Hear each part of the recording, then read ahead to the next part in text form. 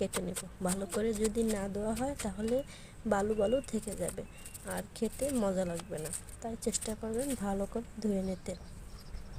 এবার পেঁয়াজ আর কাঁচামরিচ সুন্দর করে কুচি করে নেব। কেউ ফালি করেও কাঁচামরিচ দিতে পারেন, আবার কেউ কুচি করেও দিতে পারেন। আমি অবশ্য কুচি করে দিয়েছি। পেঁয়াজ একটু বেশি দিলে খেতে বেশি ভালো হয়।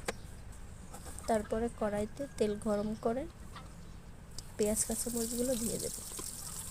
পেঁয়াজ কাঁচামরিচগুলো হালকা ভাজা হয়ে এলে তারপরে নারকেল বাটা দিয়ে দেব। আমি অবশ্য বাটা দিইনি, একটু অনেক মিহি করে কুচি করে দিয়েছি। তারপর হলুদ লবণ দিয়ে একটু ভালো করে কষিয়ে নেব। তারপরে কলমি শাকগুলো দিয়ে দেব। কলমি শাকগুলো দিয়ে ঢাকনা দিয়ে রেখে দেব। তারপরে ঢাকনা খুলে এগুলো